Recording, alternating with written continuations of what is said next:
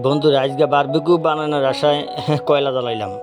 এই কয়লা ওদিনকেও জ্বালাতে চাইছিলাম 25 তারিখ, কিন্তু দুর্ভাগ্য কয়লা জ্বালাতে পারি না, দিকে বারবিকিউ হয় নাই। আজকে যাই হোক বহুত কষ্টে কয়লা জ্বালাইলাম। কয়লা জ্বালিয়ে শুরু করলাম আমার বারবিকিউ পার্টি। প্রথমেই কয়লা জ্বালানোর পরেই মাংসগুলিকে মশলা মাখিয়ে রেখেছিলাম আগেই। ওদিনকেই মশলা মাখিয়েছিলাম, কিন্তু সেদিন আর বারবিকিউ করা হয়নি আগুন না জ্বালানোর কারণে। আজকে দিয়ে দিলাম। এইবার মাংস দেখতে পারতেছেন আমরা সেই ব্রয়লার মুরগির পিসগুলি আগেই কাইটা সুন্দর করে মশলা মাখিয়ে রেখেছিলাম, তা দিয়ে দিলাম এই বারবিকিউ ট্রের উপরে। এখন আপনারা দেখতেছেন কি সুন্দর করে জল ছাইতেছে। আসলে এই বারবিকিউটি করার কথা ছিল 25শে ডিসেম্বর। ওই দিন আমার ভাই এবং বাইরবু এবং বাইরবেটির আইছিল, ছাদের উপর নিয়ে গেছিলাম কয়লাগুলি, কিন্তু দুর্ভাগ্য জ্বালাতে পারি নাই। এদিক দিয়ে আমার বড় ভাইয়ের বেটা ইয়া করলো যে আমি একটু বারবিকিউ করুম না। আমি বললাম কর।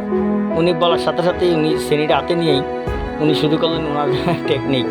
যাই হোক, ওনার আশা পূর্ণ হইলো। তারপর আমি আবার শুরু করলাম আমার নাড়াচাড়া।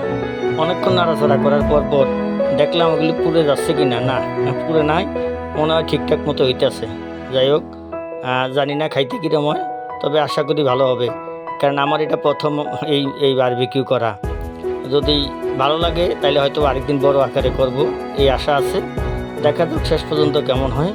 আমার মনে হয় খারাপ হইব না, যা দেখতেছি মাংসের কালারও ঠিকঠাক আছে। কিছুক্ষণ পর আমি আবার ওই যে ইউটিউবে দেখছিলাম যে কদ্দুর পর আবার মানুষের তেল মালিশ করে। আমি একটু সর্ষের তেল নিয়ে এই মাংসের গায়ে একটু পর একটু মালিশ করছিলাম। যাই হোক, দেখা যাচ্ছে যে খুবই ভালো হচ্ছে। খাইতে হয়তো বা খুবই ভালো হবে। যদি ভালো হয় আপনাদেরকে অবশ্যই জানাবো। তারপরে আপনারা দেখতে পারতেছেন আমি বসে আছি, কিন্তু আজকে খাওয়াটা দেখালাম না ভিডিওতে। আরেকদিন অথবা খাওয়ার ভিডিও নিয়ে আসবো। আজকে শুধু বারবিকিউ তৈরি করলাম, সেই তৈরিটি আপনাদেরকে দেখালাম। যদি ভালো লাগে লাইক, কমেন্ট এবং সাবস্ক্রাইব করে দেবেন চ্যানেলটি। সবাইকে ধন্যবাদ।